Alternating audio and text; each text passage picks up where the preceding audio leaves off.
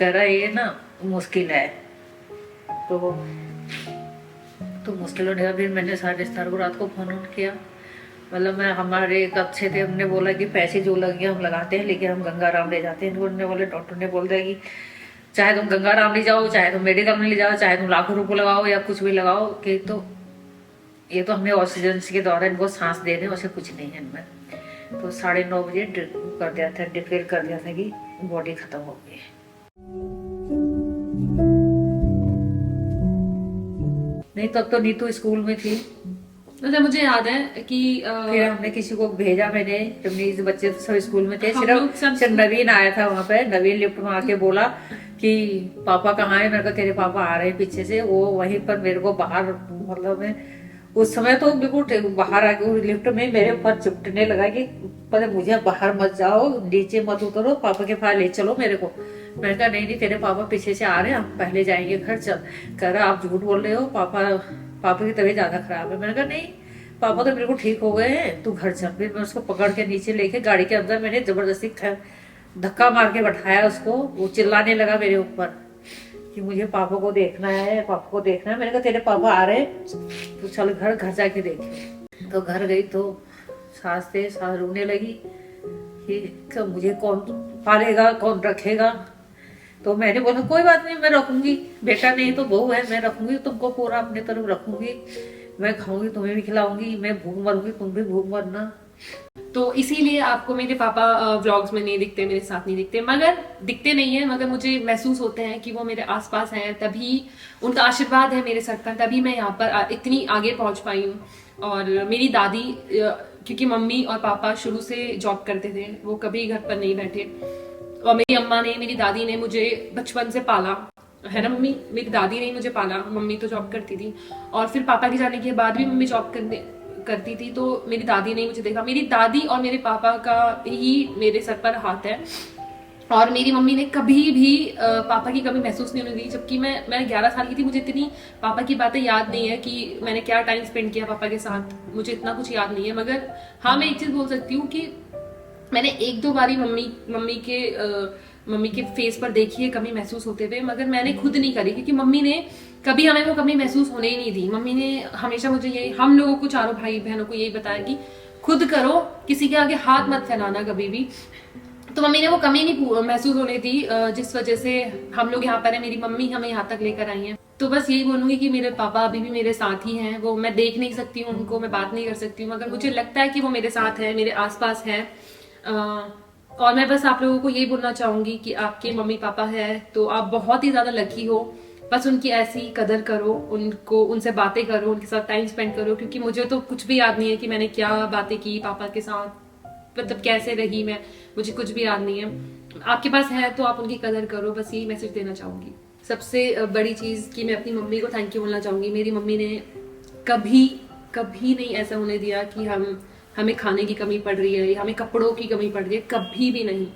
Mummy की salary काफ़ी कम थी, जब मम्मी की जॉब लगी गवर्नमेंट, तो मम्मी की सैलरी काफ़ी कम थी। मम्मी उसमें भी बचाती थी, और हमारे खर्चे पूरे हर महीने, मुझे याद है हम लोग सरोजनी नगर मार्केट जाते थे। मम्मी का एक बजट था कि इतने पैसे तुम्हारे, इतने पैसे तुम्हारे, और हमें शॉपिंग कराती थी हर महीने, हर हफ्ते नहीं, हर महीने मम्मी हमें सरोजनी नगर लेकर जाती थी।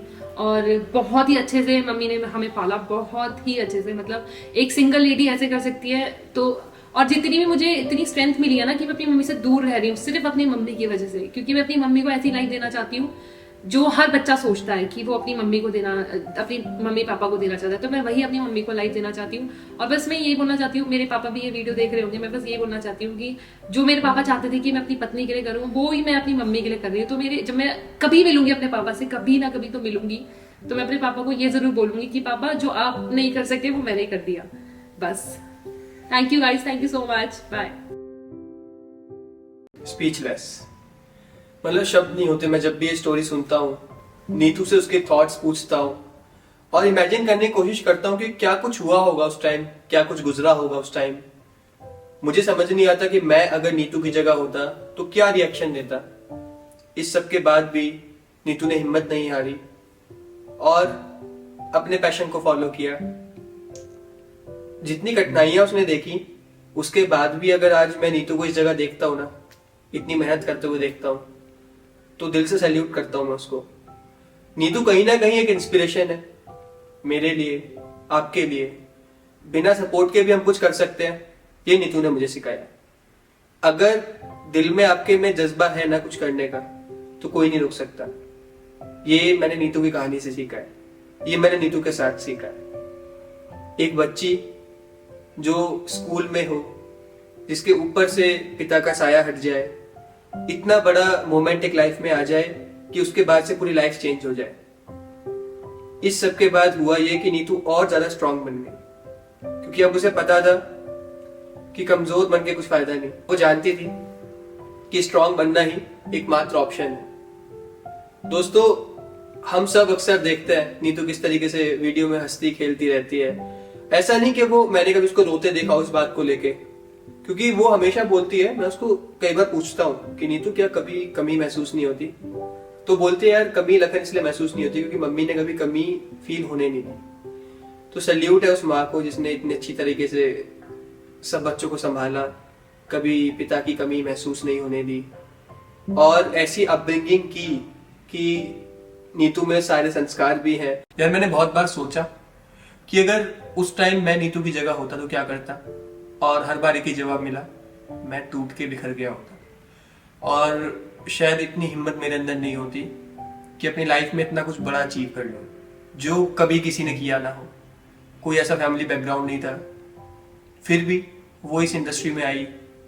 आज हम सब विटनेस है उसकी सक्सेस के, उसके हार्डवर्क के, और सबसे ज्यादा उसके डेडिकेशन के। मतलब कई बार ऐसा होता है जब थोड़ा खराब टाइम आ रहा होता है ना हमारा, मतलब थोड़ा लो फेज चल रहा होता है, तो उस पर बहुत ज्यादा फर्क नहीं पड़ता। मैं परेशान हो जाता हूँ, मैं उसको बोलता हूँ कि Neetu we need to hurry up, मैं उसको हमेशा समझाता हूँ, लेकिन वो हमेशा चिल रहती है। मतलब जैसे उसको पता हो कि सब ठीक हो जाएगा।